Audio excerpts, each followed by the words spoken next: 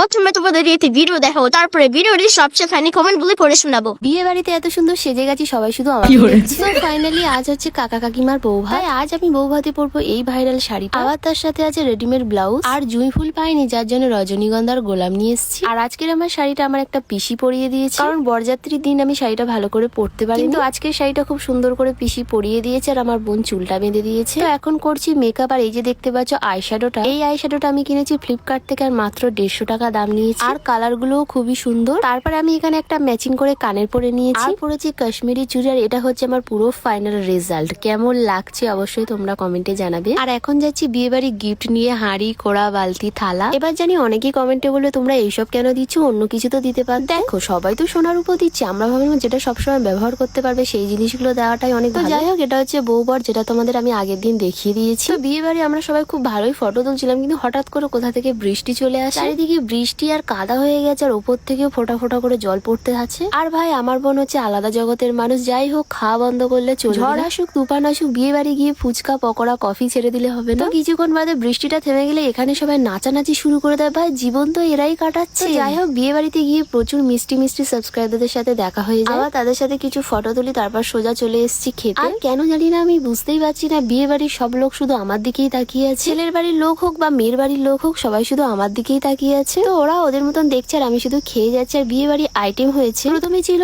ডাল, আলু ভাজা, ডালনা, মাংস, আর ছিল আমের চাটনি, পাঁপড়, মিষ্টি, আর লাস্ট ছিল আইসক্রিম। আর প্রত্যেকটা খাওয়া দাওয়া জাস্ট ওয়াও ছিল। আর এটা হচ্ছে আমার লাস্ট বিয়ে বাড়ি। আর জানি না কবে বিয়ে বাড়ি পড়বে, হয়তো 6-7 বছর বাদে বিয়ে বাড়ি পড়বে। আর বিয়ে বাড়িতে এসে দেখি না বাড়ির আবারও এরকমই অবস্থা। তো এগুলো আমি এখন গুছোতে থাকি। আর আজকের মতন তোমাদের জন্য টাটা।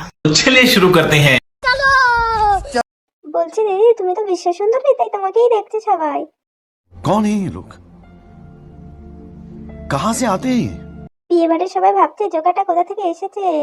ঠিক বলেছো। আরে দিদি, তোমাকে তো বেদিনীর মতো লাগছে। प्यारी समझ गई। পুরো রানুমন্ডল লাগছে তোমাকে। सही पकड़े हैं।